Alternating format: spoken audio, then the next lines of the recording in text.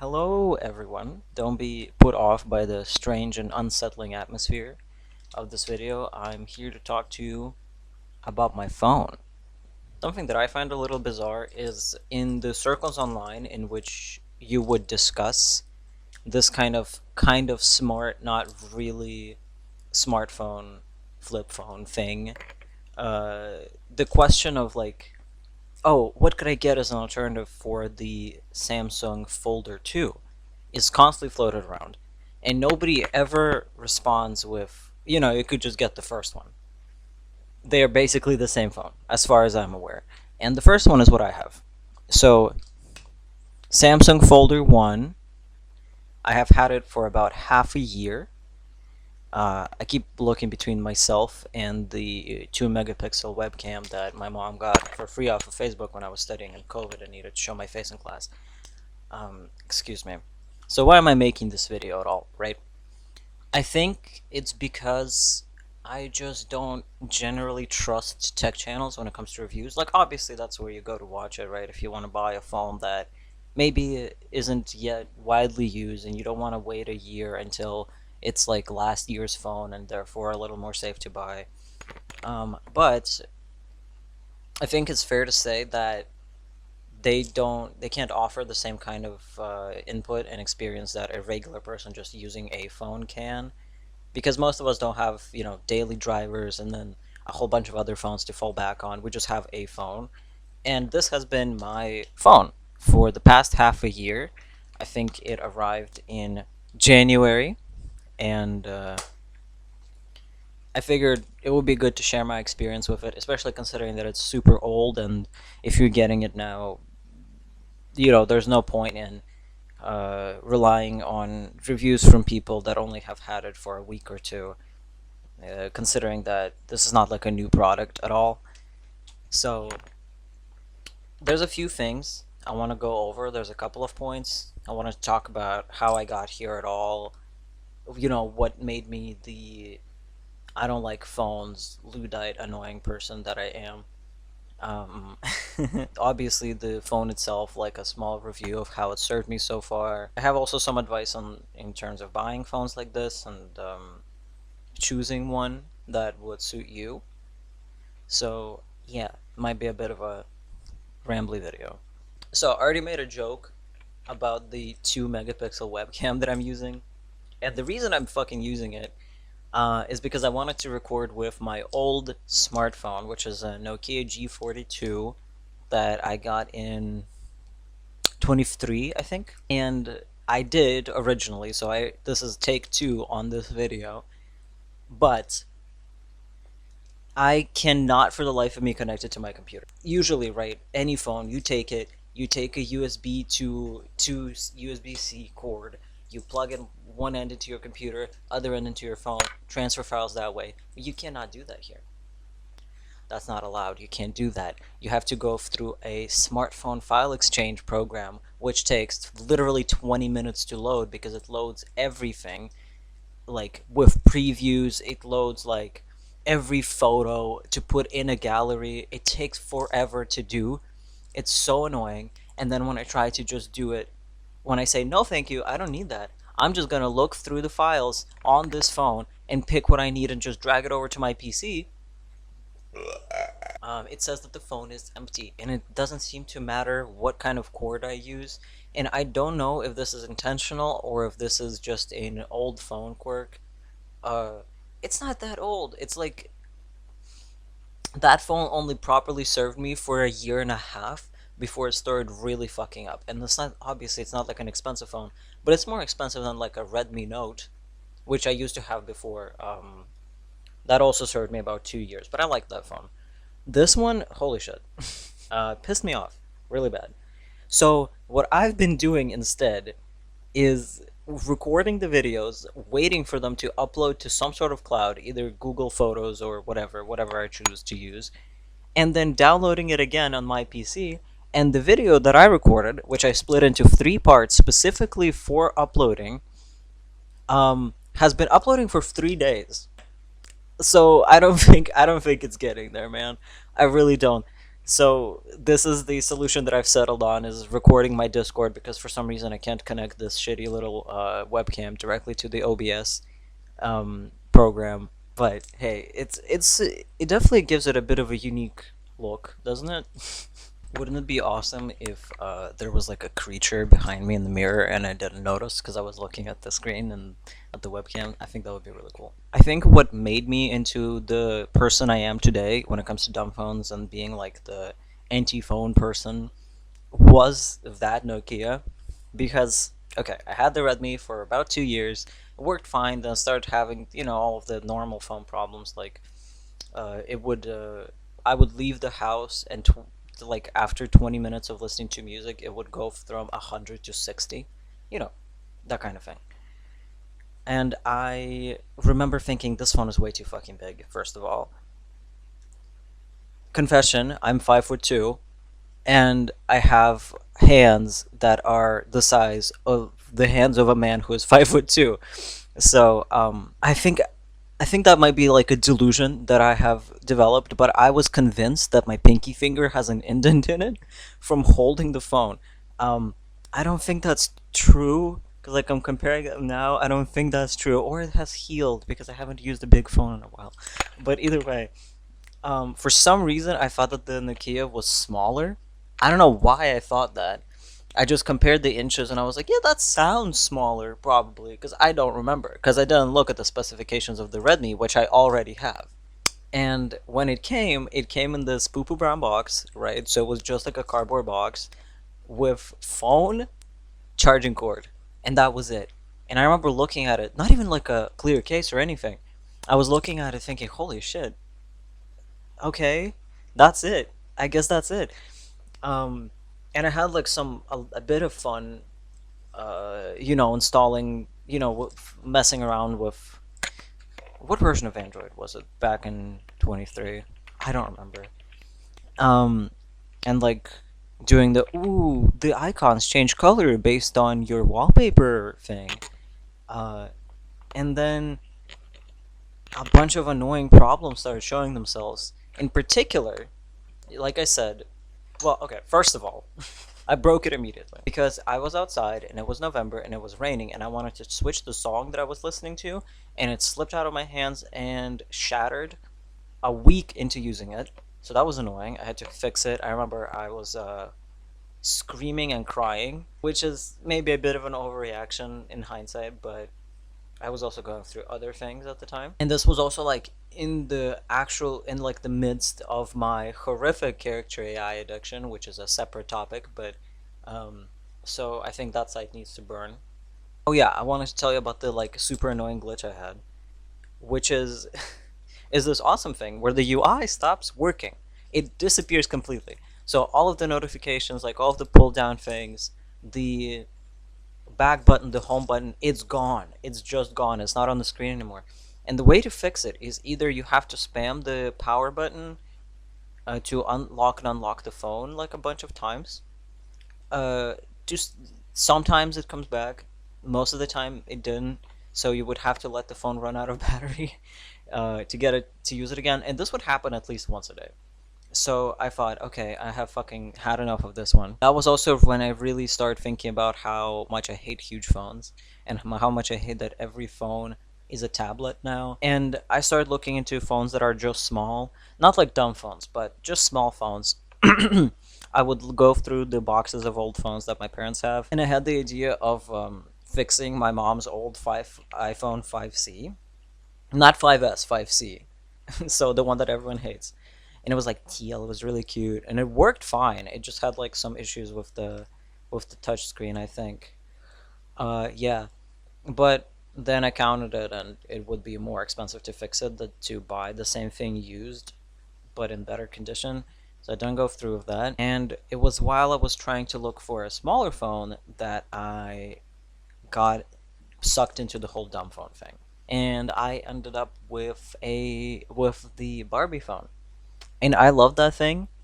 For at least at first, I really loved it, and it costs way too much money for what it is, because it's essentially just a different, and one of their modern Nokia dumb phones that.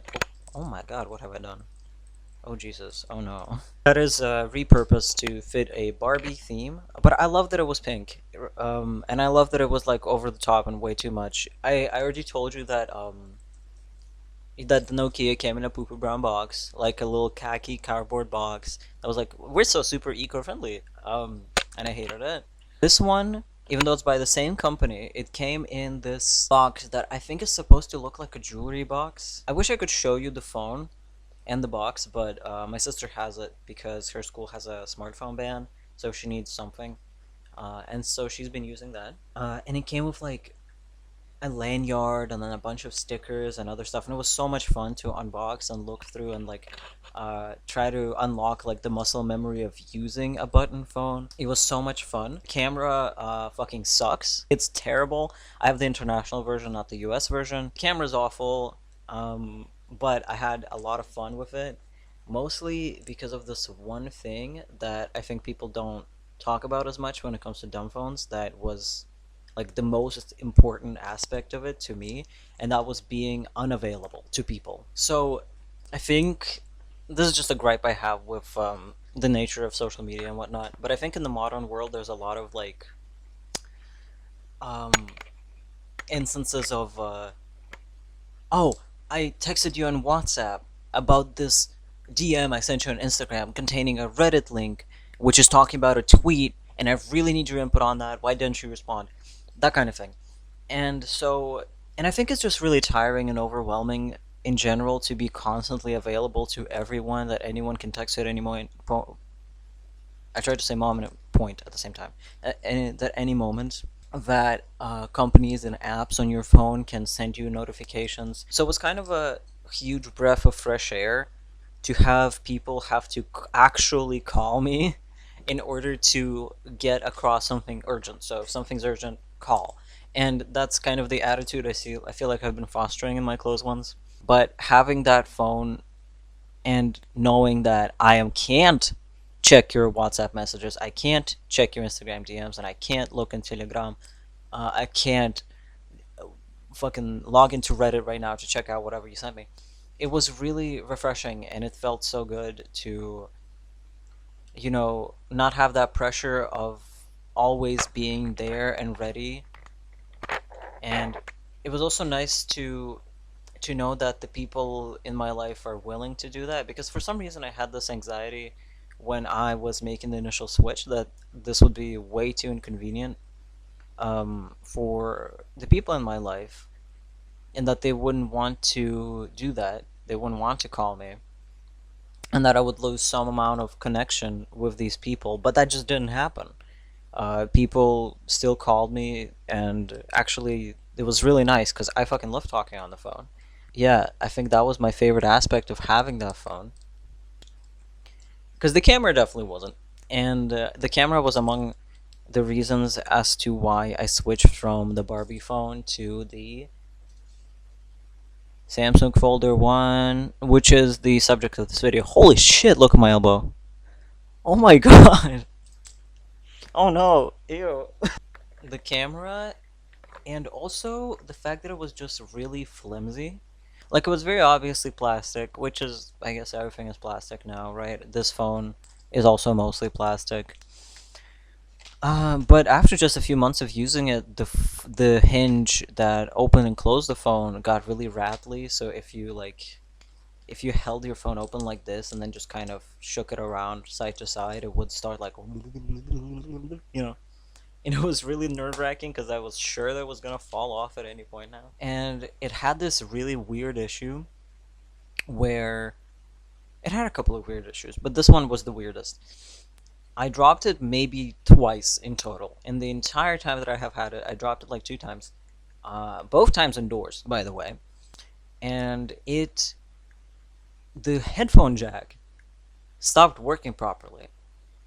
Good thing that it had one, a low bar, but it's not that it broke, but specifically that anytime you put in any pair of headphones, doesn't matter what pair. I tried my PC headphones, I tried a bunch of different earbuds, and they all had the same issue, that one of the ears wouldn't work unless you held it at a specific angle. So it was like a connection issue in the headphone jack. And that sucked balls, considering that it wouldn't connect to every pair of Bluetooth headphones or earbuds that you had.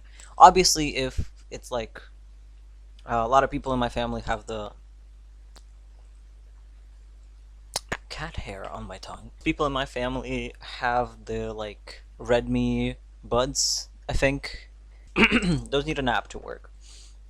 And obviously, this phone doesn't run apps, so they don't work.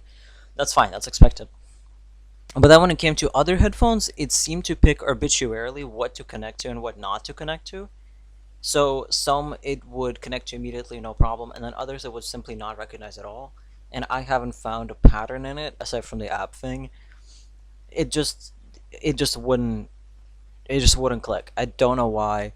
I still haven't figured it out to this day, but that was really annoying. Some of the keys also started getting a little stuck.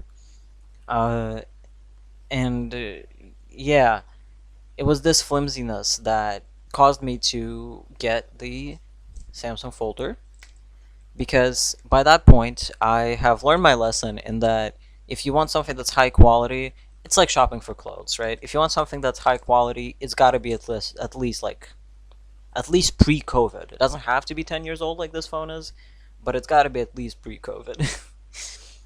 Which I suppose it's a bit of a naive assumption, because while this phone is higher quality than the the Nokia one and the other Nokia one, I got both of the Nokia ones because I knew that Nokia is supposed to make phones that last a long time, and they don't anymore. I didn't know that they were bought out until very recently. Because this phone isn't like the paradigm of good quality, but it is much more sturdy than that one. So I remember when I got it. This was also a gift for New Year's, and I remember when I unboxed it initially. My parents were like, "Oh, it's a real phone this time." It's not like the previous one wasn't a real phone, because it totally was. But compared in quality, it really does make the Barbie phone seem like a toy. It's got like this. I'm not sure what the inside is made of, but it's really nice. It's like it feels good to press. None of the buttons like whoop. I accidentally started editing my lock screen. None of the buttons get stuck. They're all very clicky and very nice. So the inside is great. The hinge is also great. It's probably metal or aluminum. I don't freaking know, but it's also really really nice. It closes. It opens and shuts very nicely. Whoop. That was not a great demonstration of that. Here, I've got it in my right hand now. I can... Oh, it's open Google Maps. I'll talk about that later. So the hinge is nice. Phone opens and closes absolutely no problem. It's not wobbly. Like, I mean, it wobbles back and forth, but it doesn't wobble side to side like the Barbie phone did. Like, the outside is made out of this... I don't know, it's plastic, but then it has something overlaid on top of it, and that is not sturdy even a little bit. So I have this case on it right now, which is the Samsung Folder 2 case, because again, they're the same phone. They have all of the same specifications. I mean this, right? They're the same phone with a slightly different design. And I'm not sure that the Folder 2 even goes to a higher Android than this one. I'm pretty sure it does not. So that's the only difference, is that this one kind of has like a more clunky design, and the Folder 2... I didn't mean to flip you off, I'm just fixing my glasses. So I have this case, but I had it without a case for a while, and it's been exposed to my keys. Yeah, you can kind of see it, right? So it's got this ugly gash now. Oh, there we go. Oh yeah. Oh yeah, baby. It's got this nasty ass gash in the middle of it. You can see this especially in the dark. When the backlight is on, this thing glows, and it looks ridiculous. It also has like a little hair-sized crack in the side, that literally hair-sized, because when I saw it initially, I thought that it was a hair, but it grew, which really freaked me out and is what prompted me to get the case after all. The back has the same problem. You can kind of see there on the bottom. Also, it's got like these nasty black scratches. Mine is refurbished, by the way, so this is not like a new phone that someone just had in the box and then resold. This is refurbished using different parts. So it is gray silver on the outside. It's gold on the inside. You can't really tell. Oh, there we go. You can kind of tell on the webcam, but on the inside it's gold. And then the volume rocker, the color peeled off. So the silver color that was painted peeled off, and now it's red, which I love. I really love that it's like all sorts of different colors. I wish they just had it red to begin with. I wish they didn't paint it, but longevity, physical, like longevity, fine. It's uggo. You can definitely tell that it's been used, but it's not broken. Everything works fine. Um, like I said before, it doesn't have. I don't think I said that, but I implied it. It doesn't have a headphone jack, which is super annoying. It has Bluetooth. That's pretty solid. I haven't had any connection issues so far. Yeah, the back is removable. Like this back part of the phone is also super thin, and I imagine it would be really easy to snap if you're not careful. And once I got this phone out of the box and had to put the battery in, I'm going to show you the box in a second. I have it here too. It's nothing interesting. It's just like a cardboard box, but um, there's like a little frame that's supposed to go around the camera. Fell off. I couldn't put it back on because for some reason when I did, the case wouldn't close. But it's fine. It doesn't change anything. The camera works as normal. It's just a cosmetic thing, I think. It's literally just a box. Since it was refurbished, it didn't come with the original charger, but the person selling it to me threw in a charger anyway. That broke also like a week into using it, so I had to go on a quest to try to find a micro USB charger, which is harder than you might think. So I have here this little list of the things I like and don't like about the phone. So, first off, no notifications. Well, at least they don't have to be. Every time you install anything on this phone, it gives you a long list of permissions to go through, and I just don't allow notifications on any of them. I have notifications allowed on WhatsApp, but if you don't open WhatsApp, they're just not going to come up. They're just not going to load unless you have WhatsApp running in the background, which is awesome, and has given me a little more freedom in deciding when I want to check my notifications. So it's kind of still has that unavailability thing that I was talking about, but you have to be more like intentional with it. Because I've also found that after using the Barbie phone, I started getting really overwhelmed with having the ability to be reached on WhatsApp and constantly getting notifications on this phone, and just honestly like being outside for a while, like an hour or so, and then feeling like I've got to go check my WhatsApp messages. Um, so I've been trying to break that habit. I've even had the thought of uninstalling WhatsApp entirely from this phone. But it's great that you get that option, I think. Obviously, you still get notified for SMS and stuff. People have also found it to be a middle ground between calling me and texting me on WhatsApp is to send me an SMS message. You know, slightly more urgent, or like I haven't been on WhatsApp all day, and they still want to know how I'm doing. And I forgot how SMS is. I love it. Um, it is also small, so it fits in pretty much any pocket. I think it's like 7.5 to 8, or like 8 centimeters long. You can totally use this with one hand, which is important, especially if you have T9 turned on, which I have been playing with, and it's fine. And also another word on WhatsApp now that I have that thought in my mind. On the Barbie phone, it was really annoying to try to send pictures to anyone, including yourself. Obviously, you just get home and uploaded it to your PC and then send it that way. But sometimes you don't want to wait. And then I had this process of trying to log into my email to email the picture to my friend that I wanted to show her. But I couldn't log into my email because it's the browser version of email. And I couldn't do it because it needed my smartphone for like two-factor authentication, and sending pictures over SMS works kind of, I think. It worked with some recipients, so I was able to send pictures to I remember being able to send pictures to my dad, but I wasn't able to send them to my friends, at least some of them. And it also costs money, which I didn't know until it was time to pay that bill. Here, obviously, I just have WhatsApp. And also, if you want, you can totally have email on it. But it's my phone. I don't want to fucking have email notifications while I'm not on my computer. Ew, I don't want to have to look at my emails when I'm not actively choosing to look at my emails, right? I also have a different launcher, so that's not the default launcher. If you're curious, what's it called? Niagara launcher. There we go. It doesn't really work on this phone the way you would want it to. It works, but you can't scroll through it using the buttons like you can with a different launcher, right?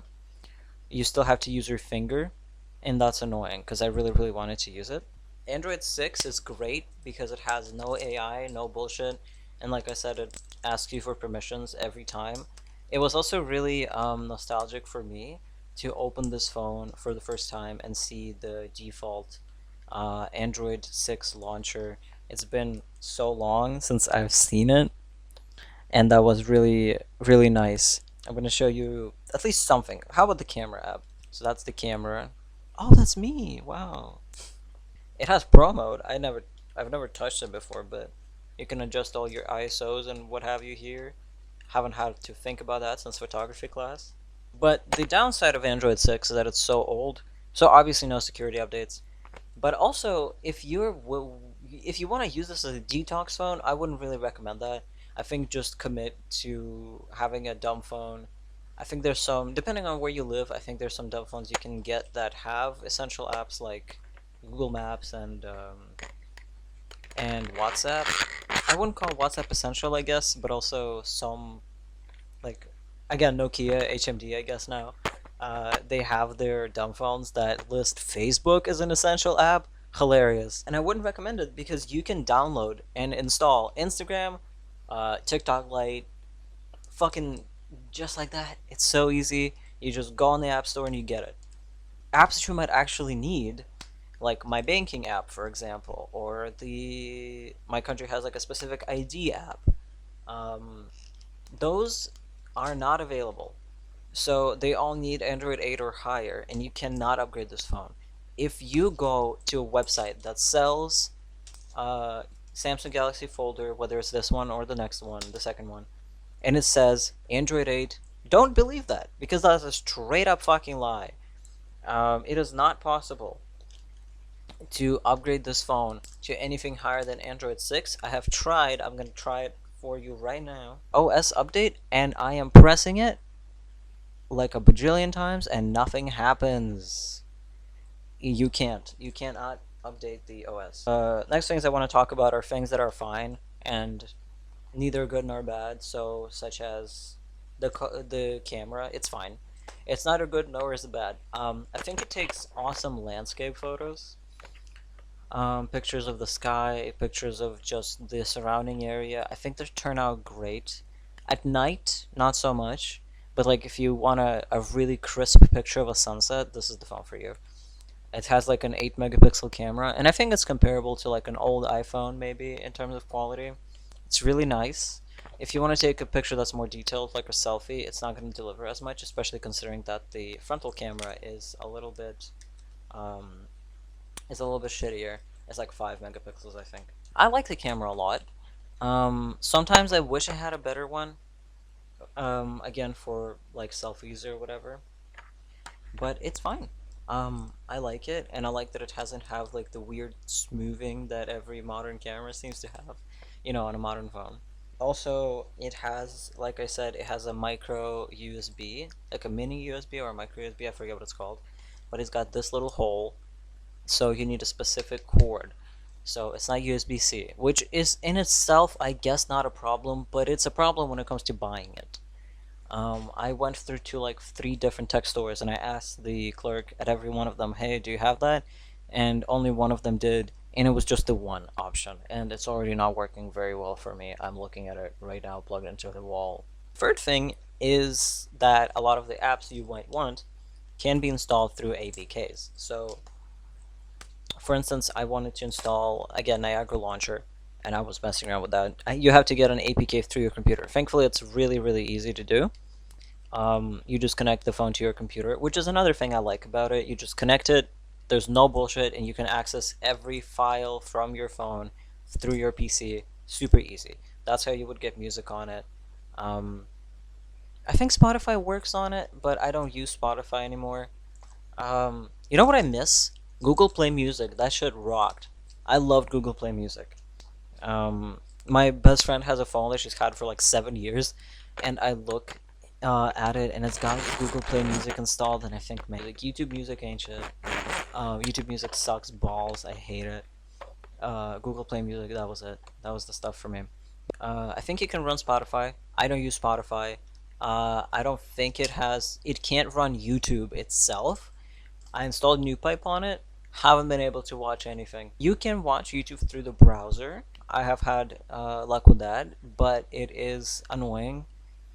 The screen is tiny. If there's like pop-ups or anything, they just take up the whole screen.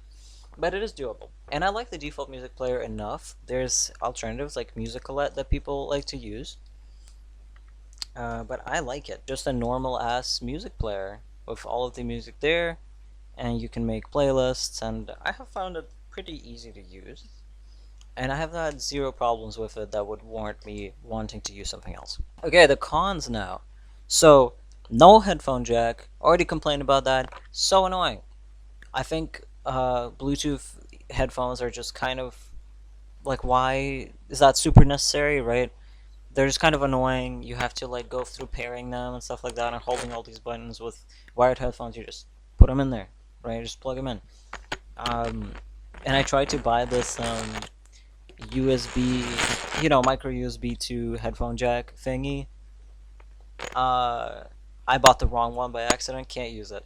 And like I said, Android 6 is also kind of a con, considering that a lot of the apps you might actually need are not available. I find it con-ish, but it's not stopping me from using the phone. And it's not. It's just that it's not smart, but it's not dumb either. So it can't do all the things that a smartphone can do, and it does too much to be a dumb phone, right? I'm not one of those dumb phone purists, those people that like feel like if your phone isn't actively ruining your fucking life, you are not doing enough. You're not inconvenienced enough. Like, people have these inconvenience wars online all the time about like how to best decentralize everything and make your life just so difficult when you really don't need to do that. Like, it's some sort of like it makes you like it's some sort of mental exercise, right? Like, reaching for a music player instead of your phone is like um adding IQ points every time, right? And it's not like I disagree that you shouldn't do that. It's not like I think that that's a pointless endeavor. I think it's great that people do that, but I just don't think it's as big of a deal as some people make it out to be. It's not blocking your access necessarily to things like online shopping, um, or social media apps or what have you. So if you get this phone for that purpose, it's going to be up to you to not install those apps. Um, I have heard people say that, oh, but they're laggy, but this, but that. And like, I wouldn't know about that because I haven't tried to use them. But I think that if you have a problem and you genuinely can't help yourself, then maybe this is not the best option for you. I would recommend to just go for a phone that blocks your access to uh, that kind of stuff entirely. But like I said, it's not smart either. So like I complained before, it can't install apps that I might actually need, ticket apps, ID, bank, and obviously it's also super old, so it doesn't get security updates you would need for those kinds of things anyway. So maybe it's for the better, but it's a very middle of the road kind of thing. If that's what you want, awesome, that's great.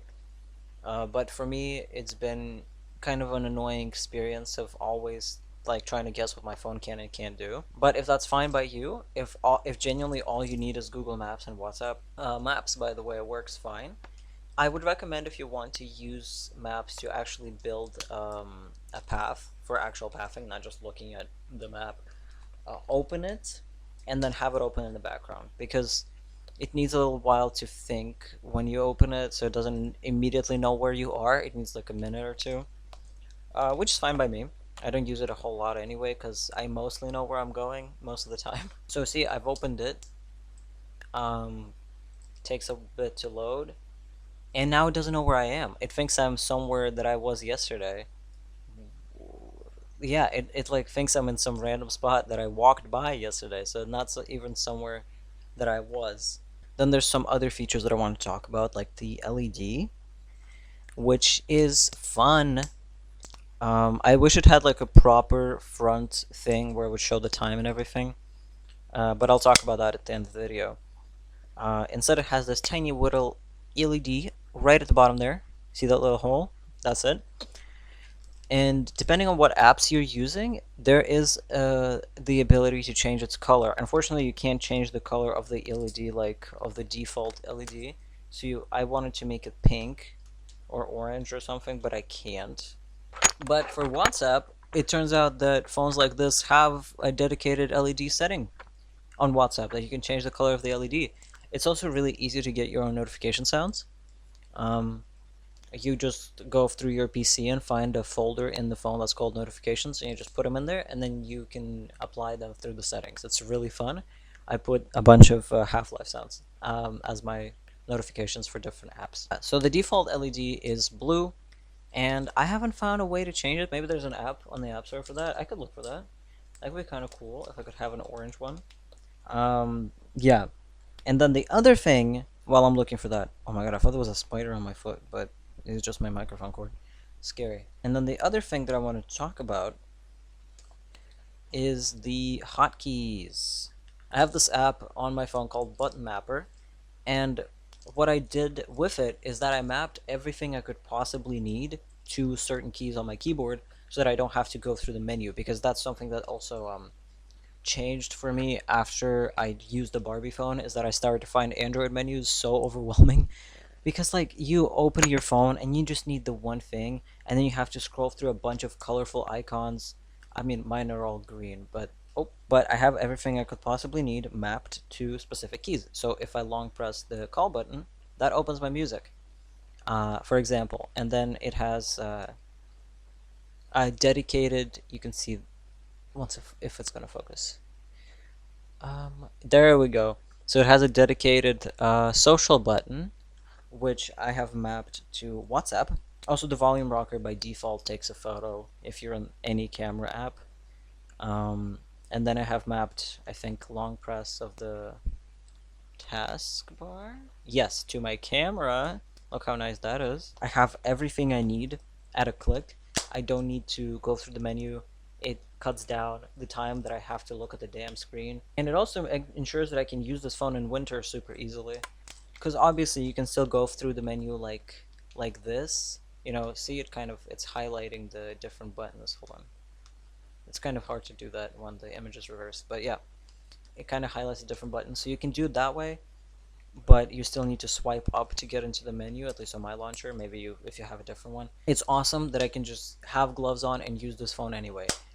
The button mapping has been a lifesaver for me.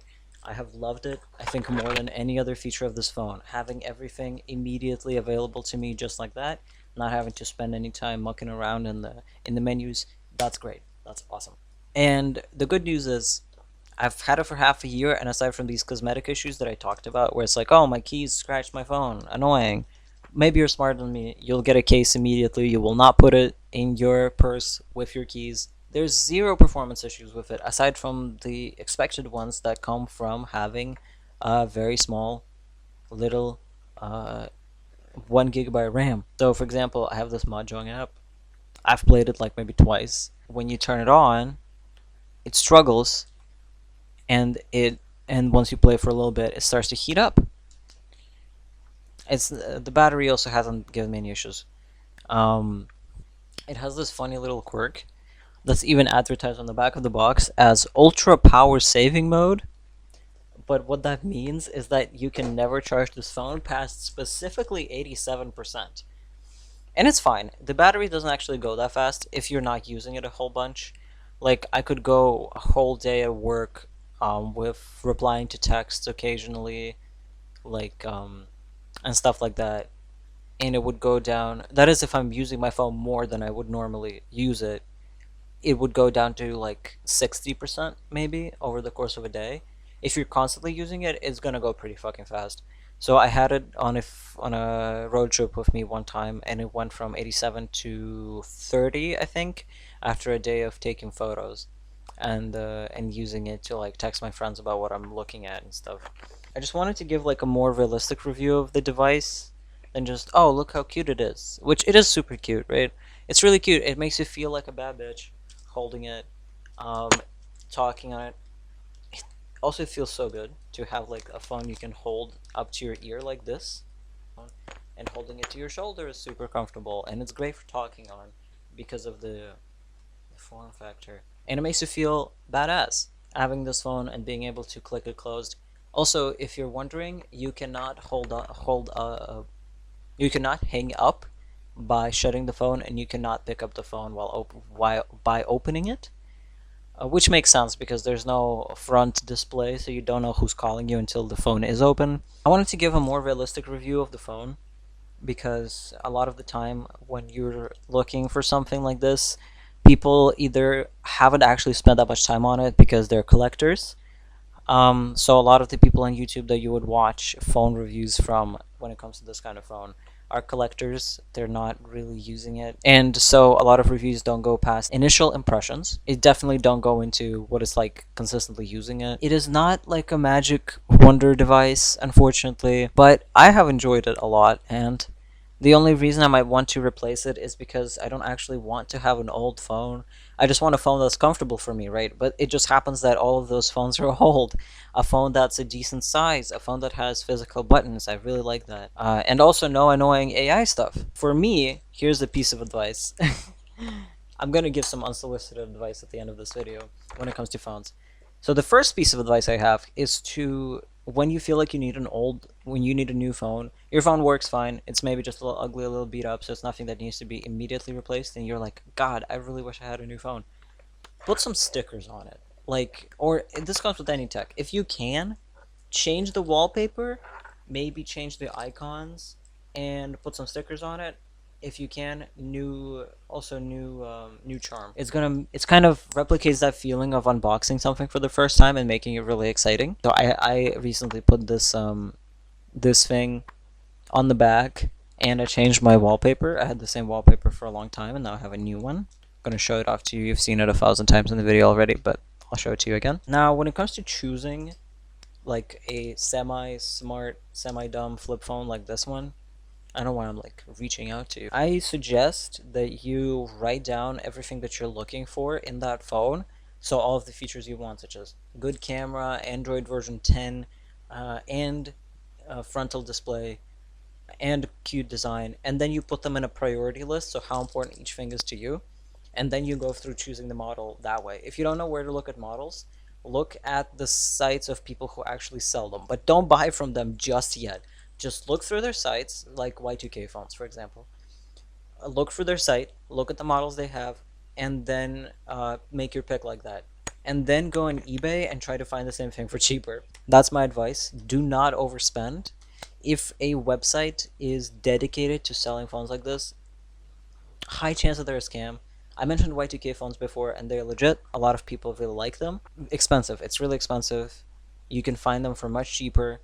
And then when you're shopping on eBay, my advice is to look through the reviews and look at the rating. If they have a rating of like 80 to 90, safe. If they have higher than 96, I wouldn't recommend buying from them.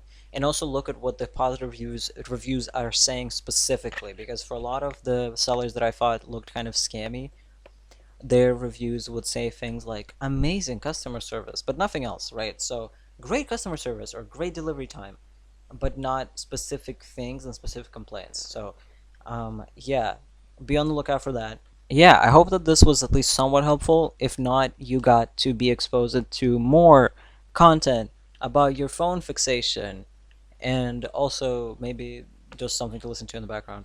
I just wanted to make this video so you have like a more down-to-earth, realistic review of actual phone usage for this phone if you're looking to buy something like this. And I would say that if you want the flip folder 2, but you can't afford it because they are a lot pricier than the folder 1, you can get the folder 1 super safe. It's totally fine. It's just a little uglier. Bye!